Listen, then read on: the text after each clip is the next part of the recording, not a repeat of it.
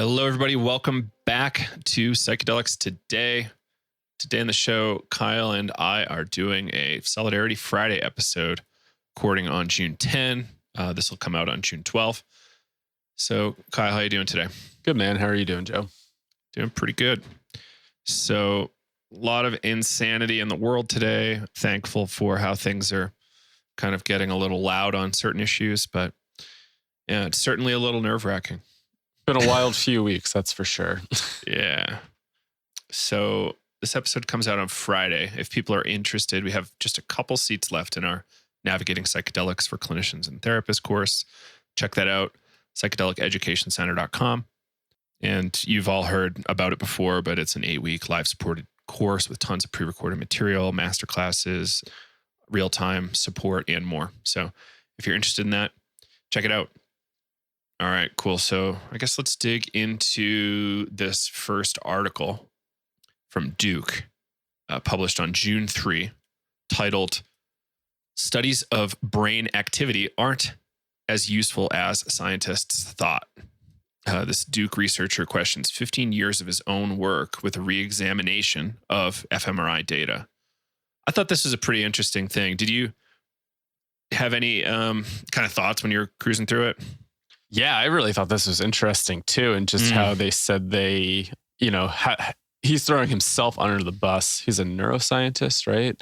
Right. The doctor that's writing this article or that's being interviewed here. Just saying we either need to just give up on this or really try to find a solution. Yeah, what was this quote? We can just up and quit, or we could stick our head in the sand and act as if nothing has changed, or you can dig in and try to solve the problem.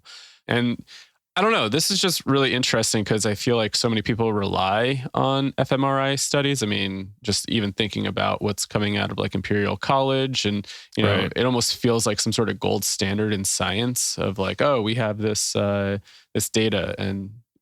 But just, they're talking about. Look, we have pictures. Yeah, like reliability and stuff like that. Just maybe not how accurate it is. And here's a line I thought was good. The problem is that the level of activity for any given person probably won't be the same twice. And a measure that changes every time it is collected cannot be applied to predict anyone's future mental health or behavior. Go ahead. Oh, no, I was just going to say this quote too. We can't continue with the same old hotspot research.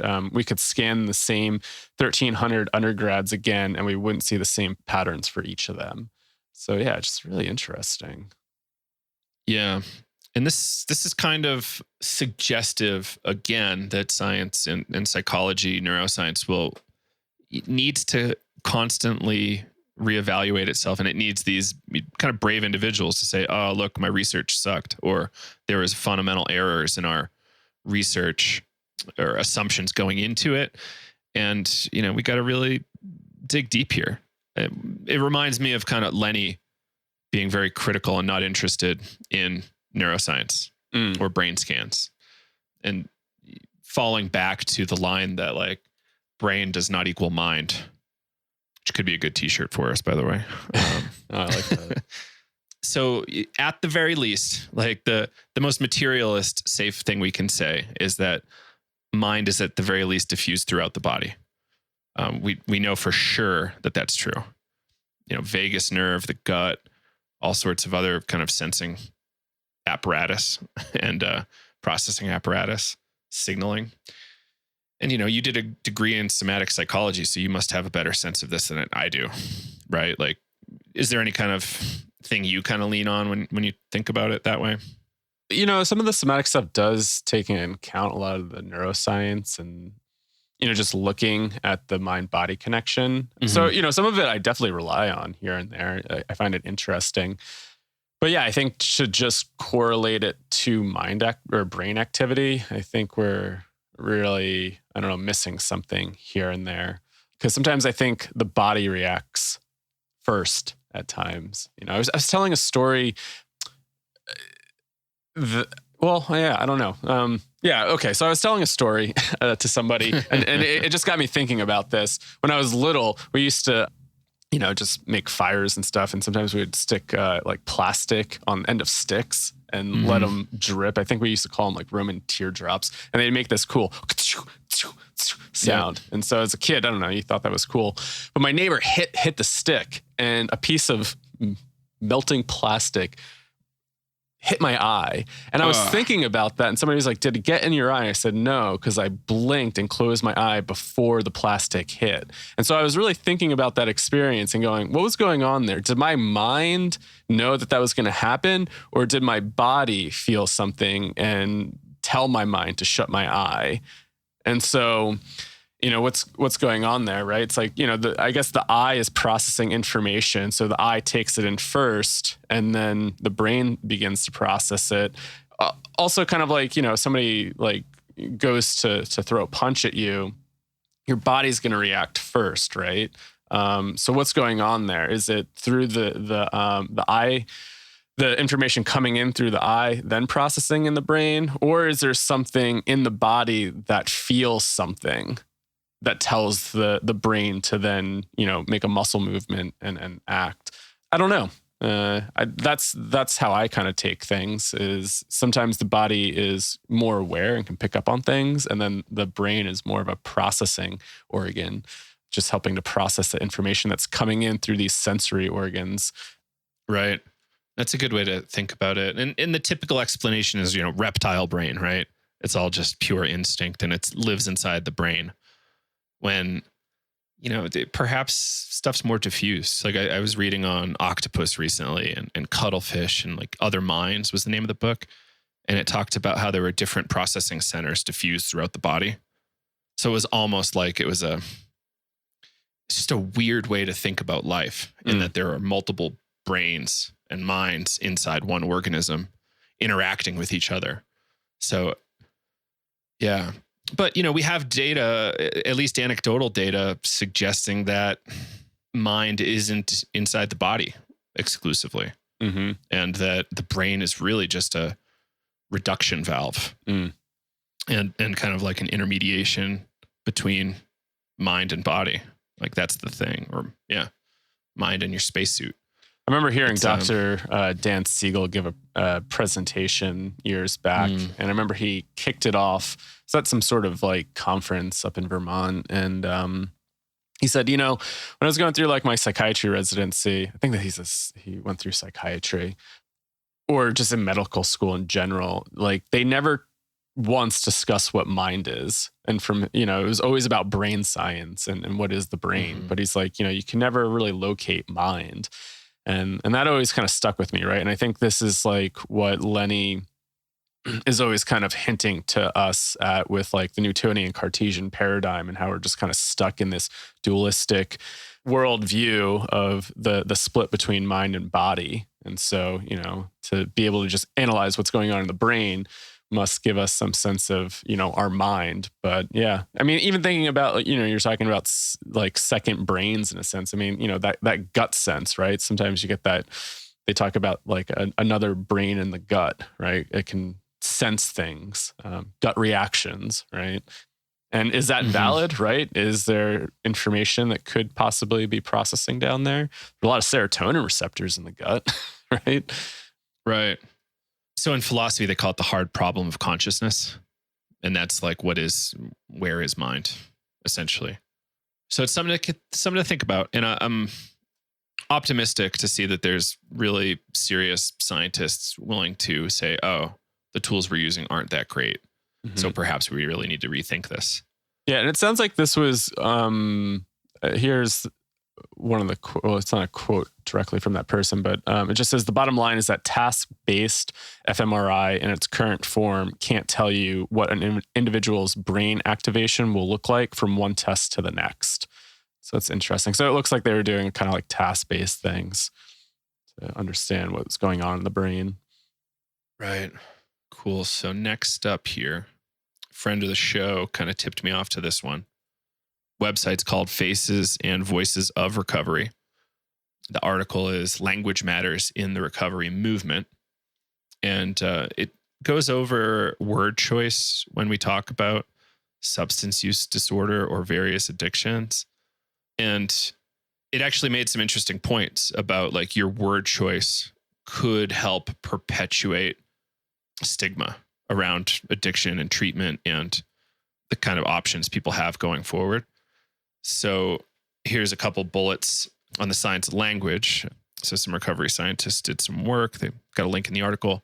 So word choice can increase stigma, which already acts as a major barrier to accessing care. Yeah, we know that for sure. Can negatively influence the care we receive. Absolutely. Can influence recovery outcomes. Absolutely. Can have detrimental impact on attitudes towards people in the recovery and those who use substances. So, right, like people go, oh, you're a fucking drug addict. And I'm just like, well, I use drugs every few months. I don't really identify with addict. I don't think my behavior indicates addiction. Could be called abuse once in a while. Typically, though, I don't think so. I've definitely had alcohol use disorder in the past. Definitely had what is that called? The DTs. I've had that a few times. That was pretty intense and a good indication that I needed to change. Took me probably another 10 years to sort that out. Yeah. And another part here, participants considered a person described as a substance abuser. They thought of the person as less likely to benefit from treatment, more likely to benefit from punishment, more likely to be socially threatening, more likely to be blamed for their substance-related difficulties, and less likely that their problem was the result of an innate dysfunction over which they had no control, and more able to control their substance use without help. So, yeah, this article I thought was really helpful for me. What did you take from this? I mean, when I'm reading through this, I'm just even thinking about, pathology language in general. I mean, this is something that we've been chatting about on some of our courses. It seems like a topic that keeps coming up, especially within the realm of like spiritual emergence, psychosis, and just trying to put labels on a person's experience and how, people can kind of start to identify with those labels. And I don't know, whenever I see these labels that, it seems like lifelong, right? It's like using that type of language feels just like a lifelong sentence at times. So how can we kind of shift the mental health narrative around this, right? So somebody might be, excessively using substances, but how can we view that as like maybe that is just a symptom of something else, right? They're using because maybe they, are trying to cope with some sort of trauma. Does that make them an addict? I mean, I guess, they might be excessively using it, but how can we say that, like, just shift the narrative there to help people heal instead of kind of putting them in this like lifelong box of like, you'll never heal from this because you have this, this disorder and this disease. So I don't know. I'm always on the side of healing than trying to completely pathologize experiences. And, I definitely just saw that working at that place with people with early episode psychosis. And there are times when I saw people going through experiences where, yes, it looked a lot like what we would call schizophrenia, and then watching them move through it, and become much healthier and much more engaged with the world, being able to get a job and move out of the house and become functional. Well, should that label then continue to stick with them? Or is this like an experience that just manifested and, it had very extreme symptoms there? Because that type of label can stick with you for the rest of your life once you're kind of diagnosed with that, right? And so I don't know. I've always been on the side of not having labels. I mean, diagnostic like labels and stuff is helpful, I think, for understanding clusters of symptoms. If you're just talking to like another clinician or this or that, it'd be like, okay, yes, this person might have schizophrenia. So, you're viewing that as, okay, yes, they have this cluster of symptoms and this is what they're presenting with. But I don't know. I've just always heard people attached to their label and feel like it's a lifelong sentence. Like, I can't heal because I have this anxiety disorder, or like, I can't do this because I'm so depressed. And it almost becomes integrated with their personality. And so, I don't know. So when I was reading this, I'm just always thinking like, how can we shift language to help change the narrative? I've been using the line from Bucky Fuller, like, boundaries are useful fictions. something along those lines. And yeah, like absolutely, like labels are helpful, but labels can go overboard. And all of a sudden I suffer from substance use disorder forever. Like this is me now. I have to go to meetings for the rest of my life and there's no getting better. Right. Like, in some sense, yeah, people have to go to meetings until they feel like they're safe to not go to meetings. But, the language is set up in a lot of situations that people are never, ever going to get fixed. We have a really interesting student who is really fighting against labels of schizophrenia. Like he really thinks the diagnostic criteria around it and the treatments and all this stuff are not great. He's got a medical background and has some really solid critiques, and it kind of overlaps with this a bit. Mm-hmm. Yeah. So I guess long and short on this article, I suggest folks check it out. If you're around people in recovery, like this could be really helpful for you or helping people get the treatment they need. So yeah, again, check it out. facesandvoicesofrecovery.org. Article title, Language Matters in the Recovery Movement. Oh, yes. Something else that comes up. I Sure. heard this in a trauma-informed training a while ago, and I think this kind of resonates with what I was trying to say. It's trying to reframe what's wrong with you to what's happened to you. So instead of saying like, oh, what's wrong with you? You have this disorder, it's like, well, how do we step back from that and say, well, what has happened to you in your life? And to really hear a person's journey instead of saying like, this is what's wrong with you. And I mean, that's completely changes the way that I feel like you would approach somebody. 100%. Because you can trigger somebody pretty easily, whether it's trauma or a substance use disorder or whatever. And if you're in a helping profession, a healing profession, like a therapist, for instance, like you've got to understand this stuff. I know we could do better here and there. I tend to perhaps be a little insensitive because I've had it in my life and I've had a lot of friends and family with it. So perhaps I just think it's kind of normal, but I don't necessarily consider when they're not in the room how I'm communicating about it. But now I will. Yeah. Yeah. So next up here is an article from Psychedelic Finance. I don't know too much about Psychedelic Finance, but the article is titled Interview. Didn't think about this part. The name is Adam Halberstadt. Yeah, that seems right. At UC San Diego. It's a really interesting interview. He's an associate professor of psychiatry at UC San Diego, founding member of UCSD's Psychedelic Health Research Initiative. Was a primary editor on a book called The Behavioral Neurobiology of Psychedelic Drugs. And he's working under a grant right now under NIDA to investigate the pharmacology of psychedelic drugs. A really interesting thing here for me is that there's a really specific behavior that they found in mice when they're administered drugs that indicates hallucinogenic effects or psychedelic effects from drugs. So if a mouse exhibits this type of behavior, it would likely be a psychedelic drug. So he's saying that he thinks he's found a method using AI and cameras and whatnot to really streamline the research in new drugs, the preclinical data. It's kind of brutal. You have to kill a whole bunch of mice and test drugs in a whole bunch of mice, but this decreases the amount of time it takes to get things through to the FDA trials, like phase 1 and beyond. Like no drug is really exempt if it's going to be part of the Western pharmacopoeia. It has to go through this stuff. And the other part was really interesting to me is that they're looking at phantom limb pain. Yeah, that was really with psychedelics. Interesting. Was that with psilocybin? Did you catch that? Yeah, psilocybin. Yeah. Currently, we are gearing up to start a clinical trial investigating the use of psilocybin as a treatment for phantom limb pain. Like, obviously, phantom limb pain is awful.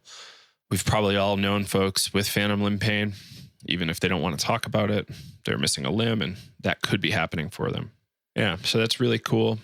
And this other thing here was that once a drug is approved for a certain indication, like psilocybin, for instance, if it gets in for treatment-resistant depression, it's going to be really hard for another drug to take that spot in terms of like FDA approving it, because it would have to show way better efficacy than psilocybin. as the drug of choice in treating that stuff. I don't know if the FDA looks at like drug therapy pairings, because right now with MDMA, we're looking at IFS type therapy. What if a different type of therapy had better results when paired with MDMA? Like, I don't think the FDA is looking at that. No, they're just looking at drugs. Right. So probably what has to happen is like for each indication, if we want it covered by insurance companies, which I hope that happens, but we'll see, they'll have to actually approve it for each indication. So realistically, we're looking at a really long ramp up time to have this stuff covered by insurance. Like the article, or Adam Halberstadt, kind of suggests psilocybin being prescribed in 5 years. I kind of think it's sooner than that, but he might be right. He knows drug laws and FDA a lot better than I do. I don't know. Anything came up for you in this article? I just found like that fact about new psychedelics being investigated, might be harder because of that. I figured maybe once they got passed, maybe it would be easier to study and get these things through FDA process. But yeah, as he pointed out here, it would have to show some sort of significant on top of whatever was being investigated there. But I don't know. Yeah, I don't know too much about how the FDA works, so I found that to be a really interesting thing. I wonder if if examining different mental health disorders would help. Like if you found a new disorder that you wanted to investigate with a substance, would that help? Or yeah, I don't know. So yeah, interesting. Yeah.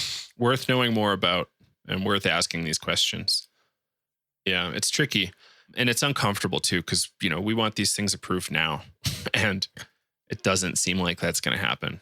Even though, I guess this is a good transition, even though we have all these movements all over the country trying to push for decriminalization or legalization or defelonization, like in Colorado, of all drugs. Like there's a lot of movement, but it's hampered right now by COVID-19 protests and whatnot. But there was an article that you found at Marijuana Moment, published just yesterday, June 9th. Protests drive DC psychedelic decriminalization signatures as activists launch major mailer campaign. So yeah, they just got 5,000 new signatures. Yeah, I didn't get a chance to dig into this one too deep yet. What did you take from this? Just, it sounds like since people are out and about protesting, that they were able to get out there and let people know what this initiative was about. So, because, they weren't able to do that in-person thing. They weren't able to get out there and let people know about this initiative that they're trying to get going to decriminalize plant medicines. So on one end, they kind of use that as an opportunity, which, that's pretty sweet to get 5,000 new signatures to decriminalize. So people getting out there and protesting, also kind of had an impact on this end as well. Yeah. So it looks like they need to get to 30,000 signatures, which they have till July 6th to do that. So hopefully people in DC want to step it up and work towards this decriminalization measure. I think it would be a great move to have this happening in DC. People could do this work with much less fear. And yeah, it looks like they're getting some really interesting social media stuff going. So people giving testimonies who are from DC. Yeah. So pretty great to see it. Hope it flies. Yeah. So last Friday we had Kwasi on the show. Really great to have him on. We also published our statement of kind of solidarity for all the protests, Black Lives Matter stuff and George Floyd protests and everything that's happening across the country and internationally. I think I saw 30 countries were protesting. Wow. Maybe more, which is really, really cool. And since then, Minneapolis has declared that they're going to dismantle their police department and build from the ground up more appropriate institutions and groups. We'll see how that actually shakes out. I've mixed feelings about it. I always feel like big change is always a really big opportunity for people to jump in and grab some cash or grab power. So we'll see. But I think it is probably a really good move. So there's this NPR article I read. I wish I had the link to it, talking about how instead of putting appropriate funding towards certain institutions, the job has just become the police department's job. in a lot of cases. Like, okay, like how do we deal with homelessness? I guess make those people illegal to exist. Like, okay, you can no longer be homeless. It's illegal. As opposed to trying to get them treatment, feed them, give them medicine that when appropriate, and destigmatize them. Again, stigma is really tough, and it's kind of a silent killer or violent killer at times. Or I just saw this graphic about like all the schools with cops in them now, without counselors, without free lunches for poor people, without nurses. So it's like you're paying for a police officer, but things that could immediately help the lives of these kids like aren't there. Mm-hmm. Yeah, it's almost like we don't take like preventative measures, and it's just like trying to deal with things. You know, like when you were talking about homelessness, like I used to work for a company where they did a lot of housing first, and their whole thing was to try to get people that were homeless housing because they believed that was a human right. And if you had housing, you'd be able to work, you'd be able to, try to maybe clean your life up if that's what you wanted to do, but just really preaching that like housing is a right and humans need housing. And, then just looking at how the police deal with it, they would go and either arrest somebody that was homeless or give them tickets. And obviously they're not paying it, or, they go right back on the streets, and it's not really solving an issue. It's just kind of like, I don't know, trying to put Band-Aids on things. And it just seems like kind of a waste of resources at times when like, how could you help people instead of just trying to like punish them? Is it their fault that they're homeless? Probably not.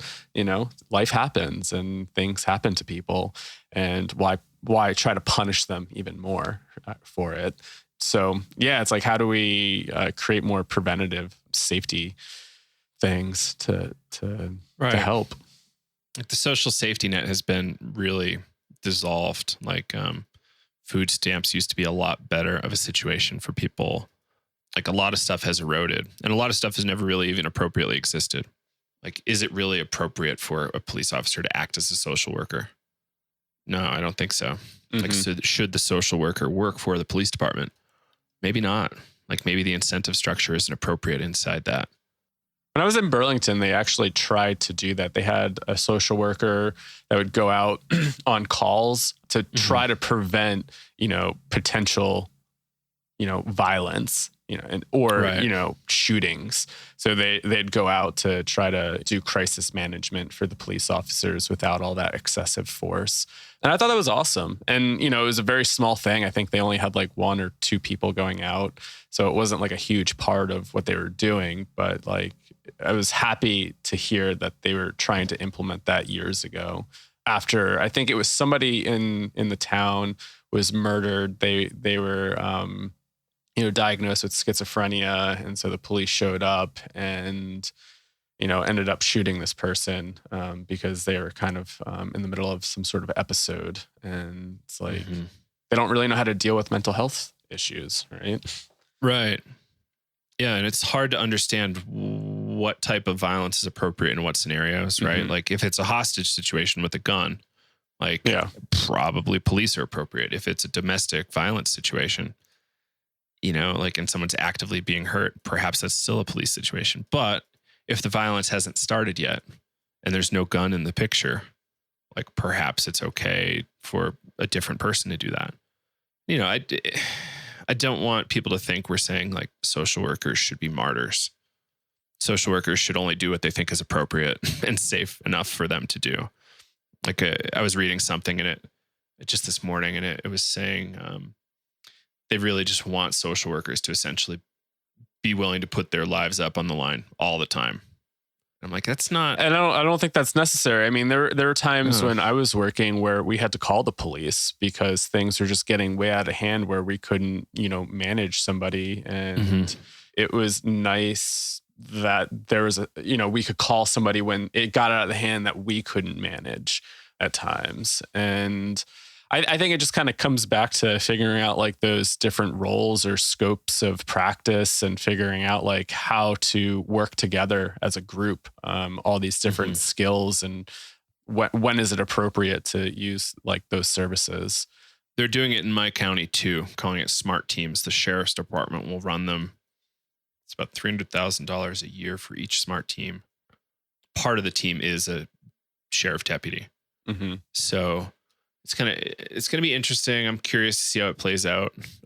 Yeah, I don't know. We'll see. On one hand, I would love to see stuff get really reformed and really look at priorities, because they're spending a ton of money to bust people for drugs still in this county. And I just don't think that's appropriate. Like, what are you really trying to do? You're trying to resolve human suffering and stop violence and stop theft. Like, that's one thing. But if you're trying to police everybody, that's a totally different scenario. Mm-hmm.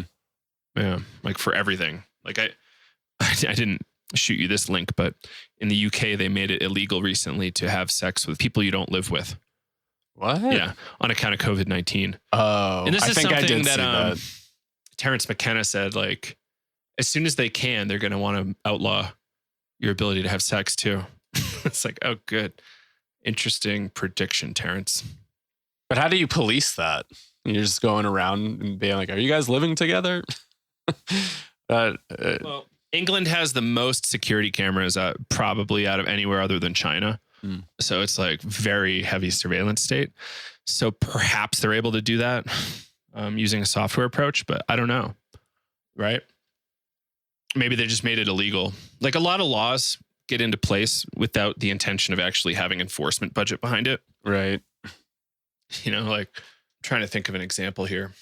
So I don't know if you saw this one. There's a bill that some folks are looking at in the U.S. Senate or Congress or something. I think Lindsey Graham put it forward to try to stop apps like Signal and WhatsApp from providing the encryption they do. I think I did see that a while ago. It's kind of cartoonish, right? So like years ago, this kind of thing was struck down as a free speech issue. But realistically, how can you make software illegal? Like, yes, it could be illegal and you could go to jail for having it, but it's so easy to call it something different, put it in a different wrapper, and make it available. Like, if they make Signal and WhatsApp illegal, there's still like 30 other programs or more that make encrypted communication pretty simple. Mm-hmm. So it's like, what are they really doing? It's like a surface level thing that I don't even know who that kind of thing appeals to. Like, sure, yeah, the government should clearly have 100% access to your phone and all of your communication, you know, which in the psychedelic world is a big deal. Like ayahuasca circles and facilitators and various providers communicate that way quite a bit. So, you know, what do we do there? I don't know. But yeah, you make a law. Are you packaging in enforcement dollars? And what kind of enforcement dollars are rational for certain things? I don't know. It's kind of weird. So it's been a week since we had Kwasi on, and we've seen a lot of stuff since then. Have you had any kind of new impressions or thoughts on the protests and actions people are taking? Yeah, I'm actually, I'm on this Marijuana Moment site. It's just still up here, and just looking at this this photo here about even just like, I said, oh, like the protests have been helpful for the initiative, and just even kind of backtracking and looking at like, this person's holding a sign saying cops need to take more mushrooms, and they're walking around with decriminalized nature DC, and just even thinking about like using the protests to promote this agenda as well. And I'm not too sure how I feel about that sometimes, of like going out there and, because I think the movement that's going on right now with Black Lives Matter and, trying to talk about maybe reforming police and just systemic racism, why is somebody also trying to use this to, I get it too. Decriminalize nature also helps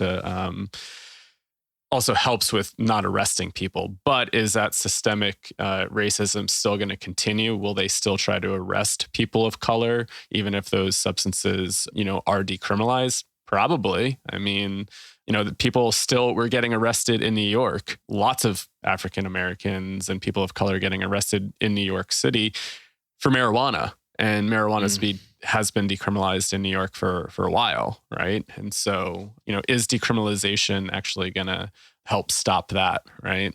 And, we chatted about that with Jag a while back. Even though it's decriminalized, like stop and frisk and just harassment still continues. Mm-hmm. Yeah, it's ugly. Like, it sounds nice. This might be harsh, but it sounds nice to say that we want to eliminate violence. We want to eliminate racism. We want to eliminate rape, all these really bad things. But how long have those things been with us? Like, at least 14,000 years, I think. Like, what's it going to really take to totally reprogram the human genome, the human mind, to transition to this ideal? Is it possible? I don't know. Like, to me, like, looking at it, I want to see these police held accountable. I want to see criminals in the government go to jail. But it's kind of the nature of these institutions. They have this monopoly on violence that was granted to them a long time ago. And there's no real recourse. They've got way bigger budgets than any of us as individuals or gangs have. Much more training, much better gear. Like, I don't totally see a great path out. Like, I can see these autonomous zones. Like, I don't know if you saw that Seattle has like an autonomous zone now where the protesters kind of like totally have it on lockdown. And that's kind of similar to what happened in, I think it's Amsterdam. There's this whole section of the city that's just kind of an anarchist zone where they're all just kind of chilling and the police don't have any kind of authority there. The police don't even really enter. So like this idea of an autonomous zone is pretty cool. And I love that concept. How long could it exist for? Like, I don't know. Like, it's a really cool idea. Years ago, we saw, was it 1982 or 1985, Philadelphia had a group of African Americans holed up in a city block or a few buildings, and the police essentially bombed the shit out of those people and killed them all. So messed up. Yeah. What was it called? Move? I forget, but they got in the helicopters and dropped explosives on some buildings and I think burned like 65 buildings or something like that down. Right. So Move is the name of the group. Move is a Black liberation group founded in 1972 in Philly by John Africa and Donald Glassley, a social worker from UPenn. The name is not an acronym. The group lived in a communal setting in West Philadelphia, abiding by philosophies of anarcho-primitivism. So kind of like sounds a little bit like anarcho-syndicalism that Chomsky was an advocate of, that was pretty successful in France before the fascists not killed them all, but shut it down. But yeah, like even in the United States, they have used extreme acts of violence to do this. And the same thing happened in Tulsa. A very similar thing happened in Tulsa on a much larger scale than this. But that was, decades earlier when theoretically it was slightly more okay. But that's a gross thing to say. It was just a little more normalized in culture. It's still wildly horrific and terrible. They kind of covered in the TV series, The Watchmen, based on the comic books, The Watchmen. That's actually how they opened the series, was like the bombing of Tulsa. Jeez. Which I think is really important for people to know about. Like, there's so many shadowy aspects of history that are hidden from us. And this is kind of, I think, Robert Forte's point. It's like, there's these kind of like architects of the narrative of history out there that want you to think of it in a certain way. And it's not necessarily that way. Yeah, it's like, I never learned about that stuff, right? Just now people are like really bringing it out and you go, oh my God, how did I not know about this? Yeah. That's freaking horrifying and terrible. Tuskegee medical experiments, forced sterilizations, huge amounts of people. Like, no wonder large populations of African Americans don't trust medical establishment or government for that matter, or political parties for that matter. Yeah. Why would you? I mean, if these systems and institutions, organizations have always been oppressing and have taken advantage of large amounts of people, why would you trust them? It's terrible. The Joe Biden line recently, horrible line, and he apologized for it. If you don't vote for me, you're not black. What? after being quite responsible for the drug war, for-profit prisons, and much more, like horrific. Like, why would somebody that suffered from that oppression want to vote for him? Like, it's a tough scene. And like, why doesn't the DNC even understand that? Like, I don't know. Like, it's a war criminal, in my opinion, a war criminal on our own soil. Same with just about every president, but it's a tough scene. I don't know what to do about it. Like, I love this idea of trying to raise more Black voices, more people of color voices. I've got a bunch of lines out for stuff like that. And hopefully we can help a little bit, but it's like, what's realistic? Like, I don't know. Like, it's a real quagmire. We've got to do something, but what is that thing? I don't know. I mean, it comes back to like full system reboot, right? Like, how are we changing the narrative? How are we treating people? How are we like dismantling these systems that have been in place for, probably hundreds of years, right? Mm-hmm. And that's going to take a lot of deprogramming of, I think even like you posted something about housing and just housing sections and how like they've just sectioned brutal, people of color and marginalized communities off. And then so they get, not great education. And, then you're just, you're stuck in this system. And it's just a horrible thing. So, I think, how do we give power back to people that have been marginalized and disempowered and oppressed? Maybe that's the beginning of a way forward. And, I brought this up with Quasi. I think you dropped off, but also, how do we listen to people within these communities and actually hear what they want and maybe learn about like what's their way forward instead of like us trying to be like, we know the way forward. And so I brought this up in relation to somebody doing work, I think in Central America, where they would go in and help rebuild villages after natural disasters and whatnot. Mm-hmm. And, I asked why they ended up leaving there. And they told me that these people didn't want what we were giving them sometimes, and it was like our agenda to go in there and it just felt very colonial again. Right. It's like, oh, we know what's right for you. And so we're going to impose our systems and beliefs onto you. And, sometimes they just wanted their old village back. They didn't want the upgrades. And how do you respect that? How do you respect other people's way of life and views and really hear them out? And I think that's a hard thing for most people to do, especially in our privileged world where, if you're not really caught up in the machine of success and being part of it, then, you're kind of sometimes looked down upon. It's like, oh, well, why wouldn't you want these new technologies, these new SIPS systems? Why would you want that just like, boring type of lifestyle? It's like, well, maybe I'm happy. Maybe we don't want all this novelty. Maybe we, and so how do we sit there and listen to people in communities and really listen to what they want and their way forward? Right. As opposed to us being the prescribers. Mm-hmm. Right. It's a big deal. One of my friends, now deceased, was doing a lot of kind of solo missionary work, I guess. And he would just say, okay, I want to help you in this village. Like, what, if anything, can I do? I was like, we would just love a well, and they would have clean drinking water. And it only cost them $300 or $500 to give like a whole mess of people clean water. Mm-hmm. It didn't have to go through institutions to get there. Make sure the CEO is getting $900,000 a year plus bonuses, like a lot of these large nonprofits get.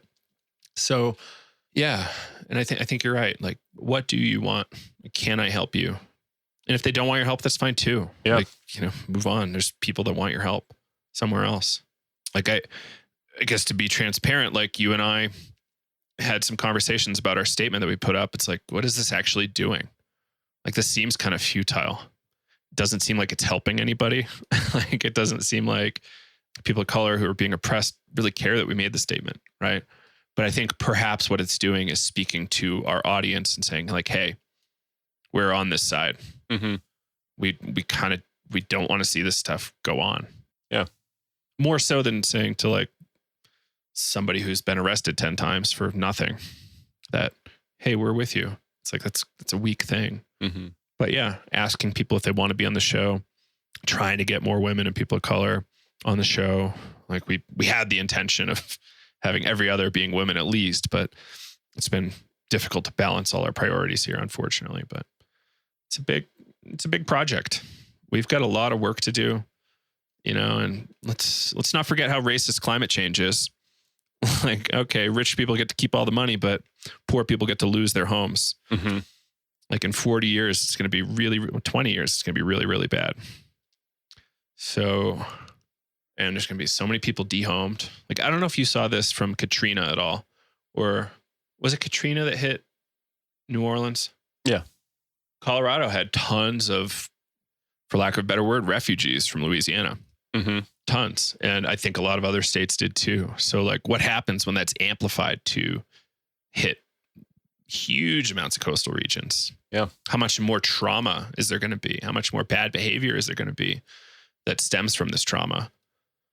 And what do we do about it? Like, I don't, quagmire might be the right word. There's so many issues at play right now. I mean, even just thinking about COVID and how COVID is taking a toll, on marginalized communities because they're living in poverty. Maybe they're not in the best health.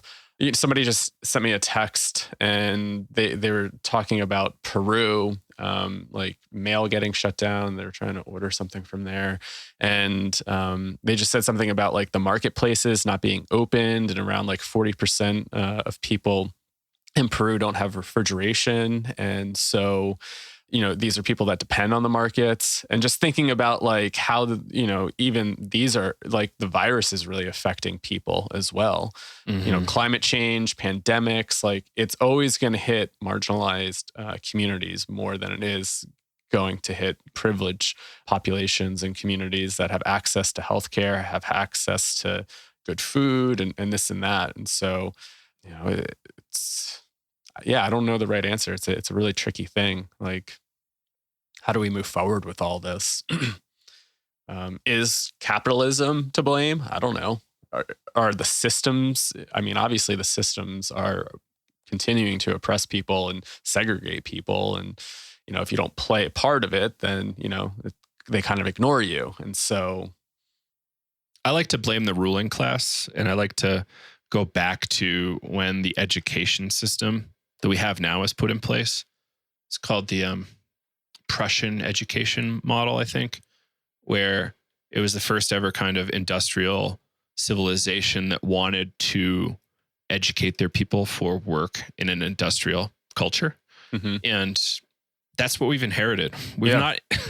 We've disinherited like this, massively amazing education that had been around for ages, like this kind of liberal arts education, like really broad, and, focusing on learning other languages and being able to communicate yourself, your ideas well.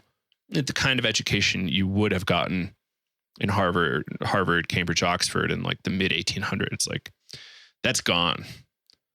Perhaps it doesn't scale well if you just want to be, in medicine, but for a lot of people who want to be politicians, perhaps it would have been a lot better, or people in power, or just empowered citizens. Like perhaps it would have been better to have read and been taught like all of these great works, instead of saying like, okay, here's history. It's like, well, it's kind of the corrupted version of history that you're taught in school. Like just touch Howard Zinn's A People's History of the United States. Like that shows a lot of really gross stuff that happened that is whitewashed like crazy.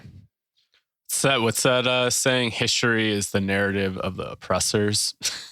Yeah, that's one way to say it. Yeah. The victors write the history, right, is the other one. Yeah. So yeah, if the oppressors win, then yes. In the Soviet Union, the oppressors were overthrown and history was really twisted from there. And yeah, then many millions of people were murdered by the government. So it's, and then they shifted their history around quite a bit from there, and they're even rewriting it today. Mm-hmm. So aren't we? Something that I'm coming back to is like, what can we do? Mm-hmm. And I kept seeing this this meme or graphic floated around on Instagram talking, I forget what the term was, revolution, or it might have been protesting or helping. I guess we'll just say that isn't a one-way street. And like, we really need all like, these unique paths for creating change. And so, I think about what are we doing here at Psychedelics today? What are our passions? What are we really like kind of fired up about? And what's our kind of highway or lane that we're trying to stay in? And I think for us, it's always been, at the root of like drug education and, really passionate about obviously psychedelics for healing. And that has roots. I mean, I've always been really passionate about the drug war and decriminalizing and legalizing substances because I've just seen the impact that it's had on people. And that's something that's always been at the core of like things that I've always believed in was like, why are we wasting all these tax dollars on arresting people that are just, doing something that's just so innate to human beings is to alter consciousness. And that should be somewhat of a birthright. And, we're just locking people up that are possibly self-medicating. And I think it's so corrupt and so evil. And how many lives are just taken away for something because, they might just need something to get by for the day. And why are we putting these like terrible labels on them and saying they're bad people? Right. And so I don't know, that's always been at the front of like, inside of me and why I've been so passionate about, this project. It's like, we need to end the drug war. And then you just think about like the systemic racism within the drug war. And I feel like, maybe that's where we're trying to make an impact here. And, there's other people, I know we mentioned in that statement, there's other organizations doing awesome work and we can't take on all of it.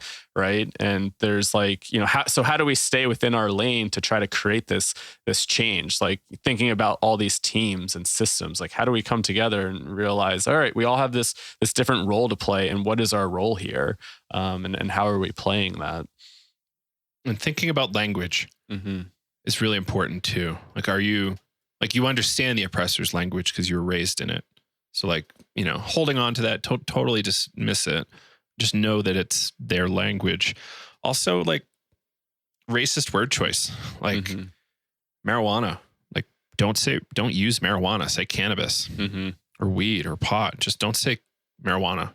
It is a racist Mexican term that was kind of put out there to make people not want to smoke the Mexican weed that, made these non-savory actors, allegedly. This is all yellow journalism. And what was this guy's name? William Randolph Hearst. And he's like the paper magnate. He kind of was an lead architect in this thing and really kind of pushed that agenda to say like, hey, Mexicans are smoking this and doing bad things in the United States, so don't do it. And then they put all the laws in place. It was really common, right? Like cocaine and pot were very commonly used medications. You could just buy it whenever you wanted. You could buy any kind of opium you wanted. Laudanum sounded like a really interesting drug of cannabis and opium all in one. You could just buy it over the counter. Really common. And then the drug war happened. Did you read Chasing the Scream? I forget. No. That guy got in trouble for kind of plagiarizing a little bit, but I still think the book stands. Really, really killer. And it the essence of it is the drug war is really gnarly. And the guy that was perpetuating most of this drug war stuff was also a heroin addict. And stigma was one of their primary tools. So if we can end stigma on substance use and substance use disorders, we can make a lot of progress, and we can hopefully then, slowly, unfortunately, because governments are slow most of the time, reform drug policy on a global scale and reduce suffering on a global scale. Like if we legalized cocaine, the amount of suffering in South and Central America in those cocaine producing regions or coca producing regions would drop substantially, and the trafficking routes, unbelievable. Because people are making too much money only because it's illegal. It's not a very expensive thing to make. Yeah, like I'm not a fan of cocaine, but I'm even less of a fan of the drug war. And cocaine being illegal. So, and it's all one thing. Like social issues aren't islands. Yeah. Like, No. these things It's are all so interconnected. right? Yeah. Like the Kogi tribe in Colombia, it's like one of the oldest medicine traditions for ayahuasca people there, directly impacted by the drug war in their region. It's really ugly. And, drug traffickers, loggers, and oil companies just mow down Native Americans with guns.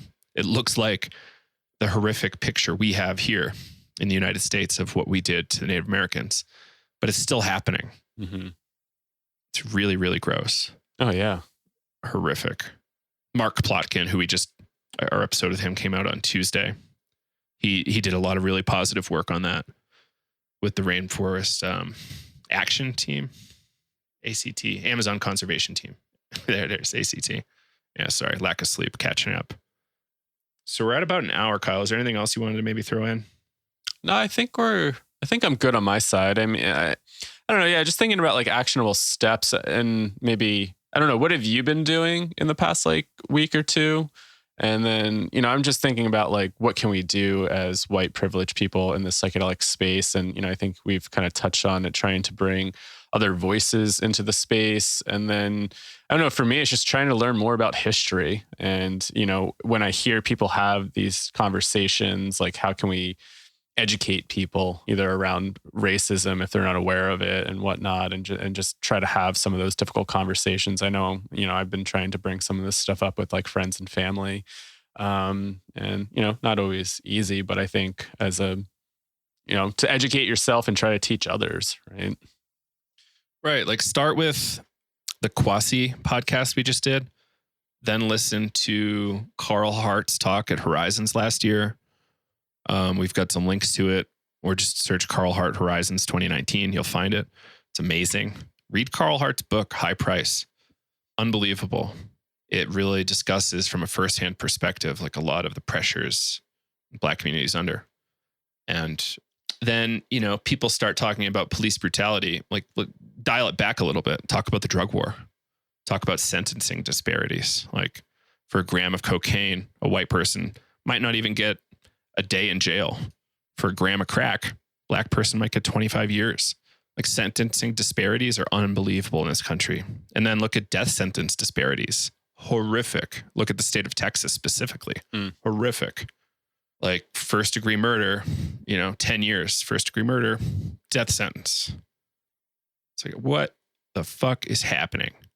So like find these really good chinks in the armor and hit those points. Like don't, when someone starts to be critical of protesters, like don't even try to defend that. Just go, hey, no, look at this. Mm-hmm. This is clearly wrong. And it's inarguable. Find those inarguable points. Don't let the media steer your narrative. Perhaps that's a good one. So like find like CNN, Fox, whatever, major media outlets want you to talk about certain things. Don't do that. Find out what you think is most important and most helpful to discuss with the people you're around. And where do you have the most influence? Think about that too. And it's the things closest to you. Like me in Colorado, the place I have least influence is Washington, D.C. or Seattle. I have the most influence with my friends in my town, my family, and on this platform. So like try to speak the truth where you can. And, try to make progress and keep learning, right? There's so many places to learn. Like we stopped plugging Audible, but seriously, don't even use our code on this, but Audible, and just look up Black history stuff about America and just get educated. Like A People's History by Howard Zinn is really good. Carl Hart's book. Yeah. Like understanding what a lot of the rappers and like the, Black community in the rap world has gone through. Like learn about Tupac, learn about Rick Ross, learn about, like I just finished Rick Ross's autobiography and I thought it was fascinating. The rapper Rick Ross? Yeah. I want to read the other Freeway Rick Ross too, because there's some CIA stuff there. Yeah, he's got really maybe educate yourself on like how has the US federal government manipulated drug policy and our perception of this stuff, and even used that manipulation to make money. Like it's pretty clear that the CIA has trafficked cocaine And perhaps there's some opium trafficking happening now as a result of the Afghanistan war. Mm-hmm. Yeah, I can get all bent out of shape about this shit because I've been talking about this shit for so long, and I've seen so little progress, and it's creepy. I'm starting right now to see a little bit of hope. I don't want to get into it, but nobody cared about 9/11 the way they probably should have. But we're seeing a lot more holes exposed in the facade of this idea that the government's here to serve us.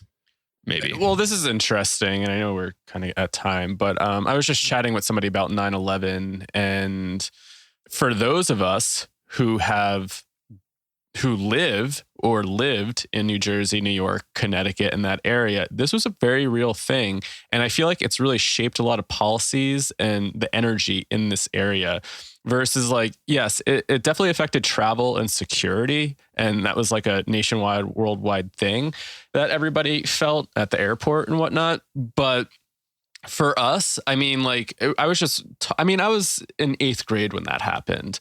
But, you know, there were people getting pulled out of my school and the school lied to us. You know, they said, oh, like people are allergic to bees. And so these people, you know, they're just getting pulled out. And, you know, when I started hearing stories of like my friends, their parents worked in New York City and they're getting pulled out because they're terrified, you know, they don't know if like their parents is alive, injured, hurt, you know, whatever. You know, that started to become like a real thing. And for me, like something shifted here where I lived, where it felt very relaxed. And then all of a sudden, everybody became on edge. And this was more of kind of like a centralized thing, right? It was the attack in New York. So, you know, the people in California were watching it. It wasn't, obviously it rippled and it's like, all right, this is what really started off the war. We felt that. But I think like with, you know, marginalized communities, police brutality and everything, that's felt in every community. Right. Versus this was very centralized and I mean, obviously had worldwide impacts, but I don't know, the attack itself, it definitely crystallized some sort of fear, paranoia, and, you know, kind of like this stress response. Like, so, you know, for example, when I was growing up, I used to walk down to the bus stop and it was a community type of thing. And after 9/11, I would start to see, and I always kind of, you know, talked about this was like a rites of passage. You go down to the bus stop, you interact with your neighbors. Sometimes you get in a fight with your neighbor and you had to like kind of, you know, learn how to interact with people in your community. And then after 9/11, I started seeing parents drive their kids from the bus stop and from their house and wait in the car. And so nobody was walking to the bus stop or even at the centralized bus stop station, there would just be cars lined up. So the kids were all kind of just sitting in their car waiting for the bus versus like, you know, when I was in elementary school, middle school, and even parts of like high school at the early beginnings of it, you know, we would all just walk to the bus stop and that was that. And then as the years went on post 9/11, kids, like you just drive down the street and see all these kids just in their cars waiting for the bus to come. And I thought that was like just a really interesting thing, you know, is because like all of a sudden we didn't feel safe because of like terrorism, you know? So my little like rant there. No, it's real. It's real. Like in looking perhaps at the power of these narratives, like, yes, something happened, but look at the narrative. Like it was so powerful. I had just moved out of my parents' house. It was like 2 months out. I was ready to join the army. The 18-year-old mind is a very malleable thing. And a couple images on TV was, you know, ready. I was ready to go. I then jumped into a philosophy class and kind of changed my opinion a little bit. And yeah, so like, what are these powerful institutions able to do to manipulate the population? A thing I posted today was an article by Chris Hedges, in the Psychedelics Today group on Facebook. If anybody wants to go there, maybe I'll put it in the show notes here, but essentially saying that this is the fault of the ruling class. They have a huge responsibility here. And perhaps what's happening is a deliberate fracturing of the country and a deliberate manufacture of violence between groups. You know, I don't think we've seen the worst of it yet. Like, last week looked really bad. I don't necessarily think it's going to calm down. I think there's going to be, you know, racist white nationalists coming to the table with guns. I think there's probably going to be bombs. And it's really sad to think this. But, you know, stuff's getting really real. And There's a lot of power grabs happening. Like Big Orange might get reelected again, and who knows what's going to happen there. Like, perhaps we'll get legal cannabis because his buddies bought up all the stocks, but who knows? I don't know. Like it's a really creepy scenario. I think we've been played for so many centuries that it's kind of like normalized. Like, oh, this is just history. It's like, no, powerful actors make history and manipulate the course of events. And it's the way it's always been, going back to pharaohs, Right. Study some Egyptian history.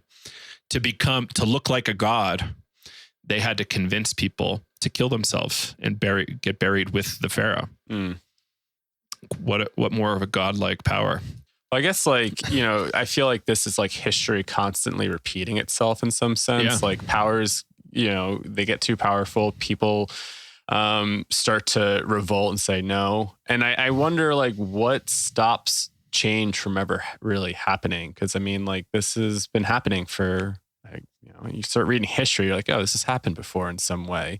And why do we let these systems keep unfolding the way that they do? And why did people just kind of go back to normal or stop, talking about these certain things or whatnot? Mm-hmm.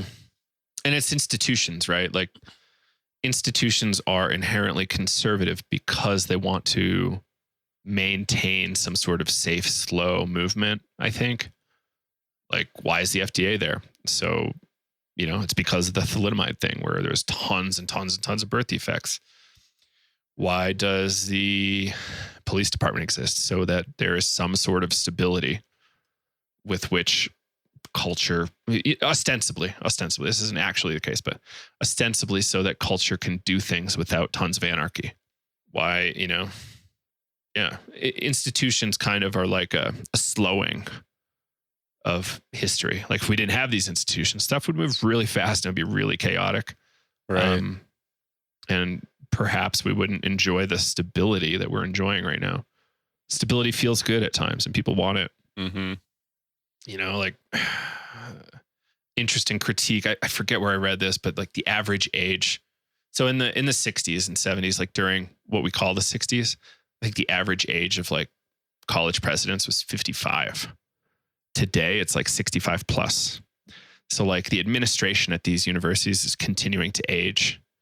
And as a result, we're not getting that kind of radical influx that we would want every couple of years, Like imagine if Harvard, Stanford, Princeton, et cetera, all had 55-year-old leadership as opposed to 65 plus year old. I don't know that that's true, but specifically, but what would happen if we lowered that age? And this is kind of like Kuhn's kind of paradigm thing. The history of scientific revolutions, paradigms and whatnot. I forget the name of the book exactly, but really influential book. And science progresses when old professors die. It's horrifying. Yeah, I wrote a whole thing about this. Some Jungian archetype, or for some class, I forget what it was, but they were talking about the king who won't let go of the kingdom and won't let it pass down to like the future generation. So you have an old dying king holding on to dear life for what he's created and will not let it go. And I think we see that, as like people are healthier within older age. You're having people hold on to power longer without letting go of that power and handing it down to a younger generation. And what would that look like if the kings gave up their power to the younger generation and took that rites of passage saying, I'm at this point, I don't need to have all this power anymore. I can step back and transition into some sort of eldership versus like trying to hold on to everything and say, I need this to keep surviving and I'm not going to let it go until I die. It does feel like we're just constantly in the grips of an old dying king who won't let the new generation step up. And that's probably a generalization, but right. Or new ideas and all that kind of stuff. It's yeah. And I struck again with another McKenna line, like culture is not your friend. And like in our day and age, it's seeming like culture is literally our enemy. And I don't know what to really do about it, other than just become more aware and see if you can figure out skillful moves to make. If you want to support protesters and you don't want to be at the protests, maybe give them money or maybe just deliver food and water. There's plenty of things you can do. Not being near a city, there's plenty of things you can do. Just try to lobby for change. Like Is there unjust sentencing happening in your area? See if you can affect that. Mm-hmm. See if we can get marijuana convictions expunged from records, get people free from prison. There's still people in prison in Colorado, I think, for cannabis offenses. I know crazy. In New York State, they released a bunch of them, but I don't think they released everybody statewide. I think something, we can say specifically with like plant medicine movements is, you're seeing the approach that they're doing on city levels and just the importance. And we talked about this with Quasi, just getting more involved in these smaller local changes and how could that potentially have some sort of ripple effect. Like, who are you electing in your town? Who are these people in power? How are they going to influence the state? And then how are those people possibly going to influence like the federal level? And, if you can decriminalize psilocybin and plant medicines in a city, how does that then have a ripple effect out later on? Why try to tackle this big issue on the state first? So I just even like these small kind of community actions that, decriminalized nature has taken, or how Denver just approached Denver instead of trying to tackle all Colorado. So yeah, just coming back to that Bucky Fuller thing, small local adjustments. Sometimes it doesn't feel kind of like that American archetype of the hero that we need to do the big thing and slay the dragon. But, I also think that making small local adjustments could have bigger ripple effects down the line. Yeah. Where do you have the most power? Where do you have the most influence? Start there. You've got probably a lot more power than you think. It's just a matter of really figuring out where you want to put your attention and time. Yeah. So I think I'm ready to wrap here, but yep. Keep moving, everybody. Like we can do this. It's daunting. Everybody's on deck though. More people, I think, than ever are on deck to help. I think that's change. The exciting thing, like with the internet, with voices getting amplified, everybody is speaking up. I mean, this is a different moment in history where we didn't have these platforms, 20 years ago, or, I think probably even 15 years ago at times. Right. But yeah, so keep on keeping on. Yeah, I want to say some sort of more Terrence stuff, but I'll save it for next time. Yeah, Kyle and Joe signing off from Psychedelics today. We will see you all on Tuesday. I hope you have a great rest of your weekend, and we'll see you soon. Take care. Bye-bye.